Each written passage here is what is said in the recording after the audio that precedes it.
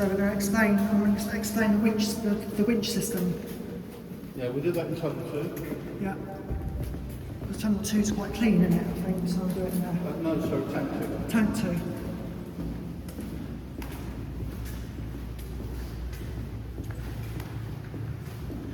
I might shout through the other pipe at the other end. I think that's a better effect. Right, let's do tunnel number 2. Right. We didn't have any feet and inches on here. I'll do tank number 2. I'll do tank number 2 now.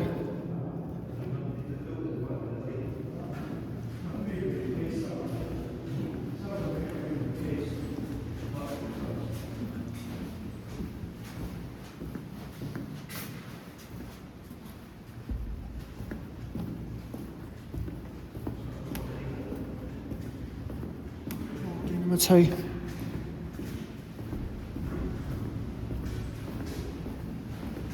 Right, so I'm going to explain. These are the protection doors on there to stop the Is that tank number 2? Tank 2. Yes. Winch room 2. So this is winch room number 2 now. Oh, I'm scared. Look at that ladder. Right at the top there. Look. Imagine climbing down there while you're working in this facility. Look, now that is 45 feet high, and that's the wench cable for tank number 2. So when the tank is fully emptied, the cable's off the drum, and when the tank is full, the cable is right across the drum. So how to operate the winch is 2 people have to operate. It's like rowing a boat. 2 people on one person on one side and one person on the other side. That's right, and it'll turn around. So that is the valve, what stops the oil going in and out of the tank. Okay. So that pipe is what drives the fuel in and out of the tank. So each of these tanks hold 6 million gallons of oil. Is that right, Dave? 6 million gallons of oil, right? That pipe is where the tank, where it's like an access pipe, right? Or ventilation, you know. Is it ventilation? Heating pipes. That's called the heating pipe. So See at the bottom there, the 2 pipes coming out, but it never got connected up. So Preston said that was to heat the oil inside the tank. Yes. Because the oil was very thick, very thick stuff. In Scotland, the winters get more colder than the winters down the south of England. So that's why the tank has got to be heated up so oil flows down the pipe easy, and to fuel the navy ships in for Gordon dockyard. So this fuel bunker is very similar to the one in Portsmouth, to Portsdown Hill fuel bunker. It's very similar effect.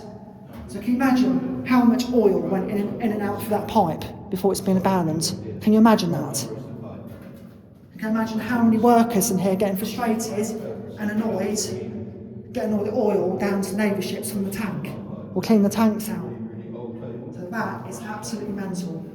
This place is mental, mate. Absolutely mental. Right. Can I go back to tank number 6 and make some echoes for that? Sorry? Can I make some more noise for that pipe? Yeah, I'm going to show you this first. Yeah. Okay. It's a diagram of how it works. So the oil will come in under the floor on these black pipes. As you showed me at the end of the tunnel. Yes, correct. And then the oil would come into the tank under the floor, operating with a valve, that valve there. Yes, that valve there. It's like a steering wheel. Come up through the floor and then disappear through to the end wall. Yes. Okay. This wall here between where we are, 8 foot thick. about 2.4 metres, 3 metres thick. Yes. Yeah.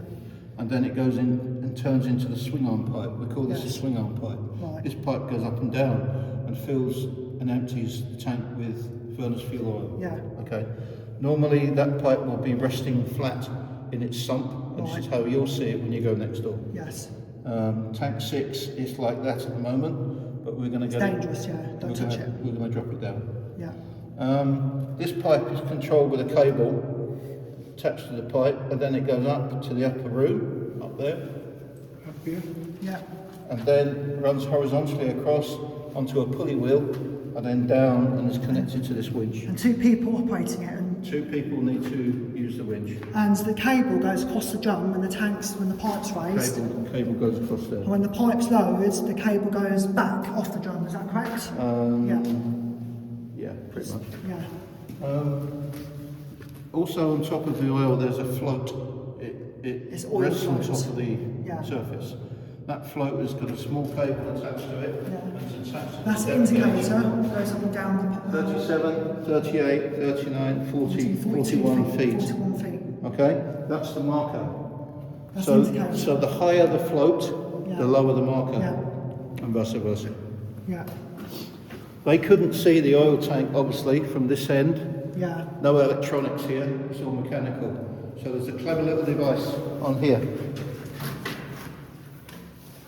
that, That shows you how for much. me, this is a really clever thing. It's how many degrees which it turns If they around. turn the winch, this stud, this brass stud moves along and then coincides with a figure here, which can be directly correlated to that figure there. So if they're at 25 here, you're at 25 feet on the depth gauge, oil Yeah. depth gauge. That's a clever system. Yeah. Makes the more echo noises. Is that okay? Yeah. Right. Number 6. Yeah. Sorry? Number 6. What? It makes echo noises. You've been there already. You've been there already. Yeah.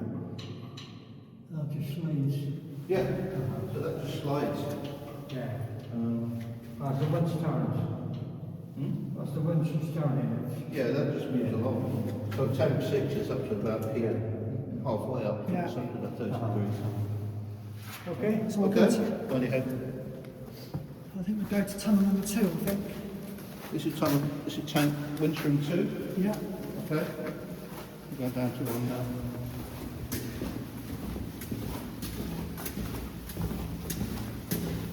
We've been down there, so I'm not going back down there again. It's no point. I mean, they make a lot of echo noises into the other pipe. The echo, the main echo is when you get into the tank itself. Yeah. And then you can see a much better Yeah. effect. Hear a much better effect. Or I can shout through the pipe at the end of the tank, through the pipe. You can do that as well. Yeah. So what do you think about it? I think it's a very, very good experience, I think, coming down there. Yeah, You good. know.